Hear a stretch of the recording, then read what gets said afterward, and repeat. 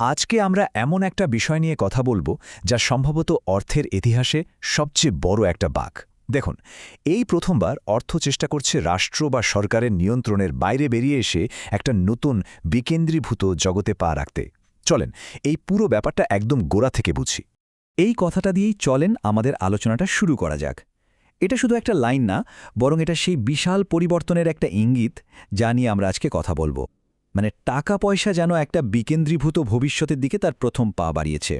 তো আমাদের আলোচনার প্রথম পর্ব, অর্থের পরের ধাপটা কি হতে চলেছে, যেখানে ভৌত জিনিস থেকে অর্থ হয়ে উঠছে শুধুই তথ্য বা ইনফরমেশন।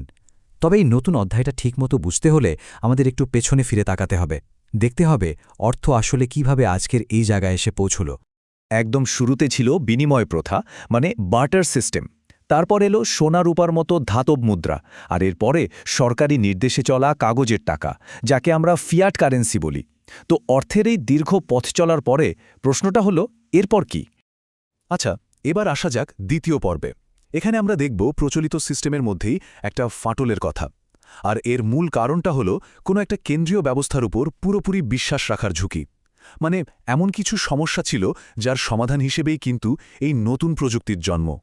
আর ঠিক এখানেই এই সমস্যাগুলোর সমাধান হিসেবেই মাঠে নামে বিটকয়েন। ব্যাপারটা কিন্তু শুধু নতুন একটা টেকনোলজি আবিষ্কার করা ছিল না, বরং এটা ছিল আধুনিক ফিয়াট সিস্টেমের যে সীমাবদ্ধতাগুলো, যেমন ধরেন টাকার যোগান সীমিত রাখা বা বিশ্বাসের মতো পুরনো সমস্যাগুলো, সেগুলোর একটা সরাসরি জবাব। দেখুন, আমাদের যে চেনা আর্থিক ব্যবস্থা তার একদম কেন্দ্রে একটা বড় দ্বন্দ্ব আছে। একদিকে সিস্টেমটা আমাদের নির্ভরযোগ্যতার কথা বলে, নিয়ন্ত্রণের কথা বলে, কিন্তু আর একদিকে মুদ্রাস্ফীতি, বড় বড় প্রতিষ্ঠানের পতন, এমনকি কোনো একটা দেশের মুদ্রার একছত্র আধিপত্যের মতো ঝুঁকিও কিন্তু তৈরি করে। আর ঠিক এই ফাঁকটা দিয়েই কিন্তু একটা নতুন বিকল্প ব্যবস্থার দরজা খুলে গেল। তো সেই সমাধানটা কী ছিল? এখানেই আসছে আমাদের তৃতীয় পর্ব, ডিজিটাল লেজার। আর এর হাত ধরেই আসছে ব্লকচেইন প্রযুক্তি। চলুন দেখি এই প্রযুক্তি ঠিক কিভাবে পুরো খেলাটা বদলে দেয়। আচ্ছা, তাহলে এই ব্লকচেইন জিনিসটা আসলে কি? একদম সহজ করে বললে এটা একটা ডিজিটাল খাতা বা লেজার। কিন্তু মজার ব্যাপার হলো, এই খাতাটা কোনো একটা ব্যাংক বা কোম্পানির কাছে থাকে না। এটা নেটওয়ার্কের হাজার হাজার কম্পিউটারে একই সাথে কপি করা থাকে।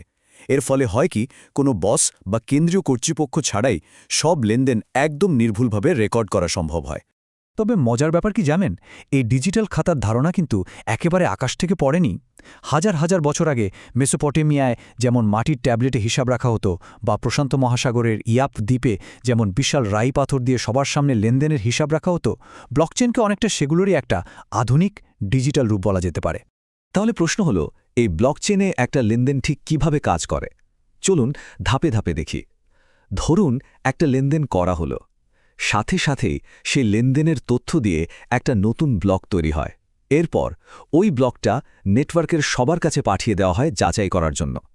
যখন সবাই একমত হয় যে হ্যাঁ, লেনদেনটা ঠিক আছে, তখন একটা অত্যন্ত সুরক্ষিত ডিজিটাল সিল বা ক্রিপ্টোগ্রাফিক সিল দিয়ে ব্লকটাকে লক করে দেওয়া হয়।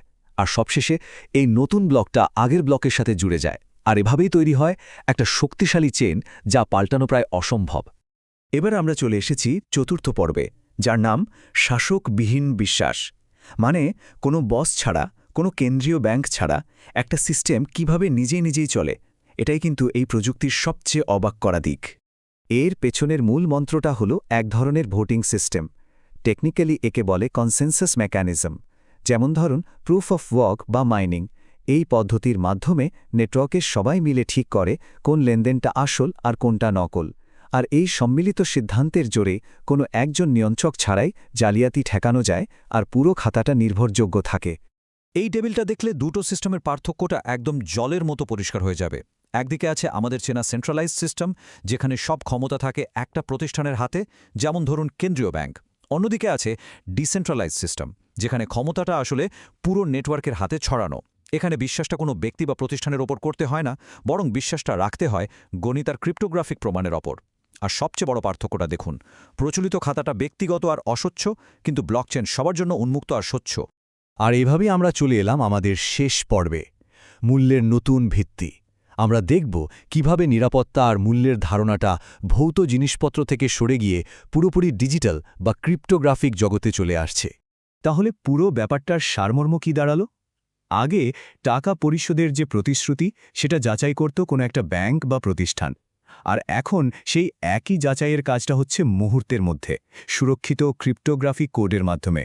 বিশ্বাসের ভিত্তিটাই কিন্তু বদলে যাচ্ছে। আর এই উক্তিটাতেই যেন পুরো আলোচনার মূল কথাটা বলা আছে। বিশ্বাস, যা একসময় হয়তো জমি বা সোনার মতো ভৌত জিনিসের উপর নির্ভর করত, তারপর নির্ভর করতে শুরু করল রাষ্ট্রের উপর, সেই বিশ্বাসই এখন সারা পৃথিবীতে ছড়িয়ে পড়ছে, বিকেন্দ্রীভূত হয়ে যাচ্ছে। তো সব শেষে একটা প্রশ্ন রেখে যেতে চাই। যদি বিশ্বাস জিনিসটাই কোডে পরিণত হয়, তাহলে সেই কোড দিয়ে আমরা আর কি বানাতে পারি? এর সম্ভাবনাগুলো কিন্তু সত্যি ভাবনার বাইরে।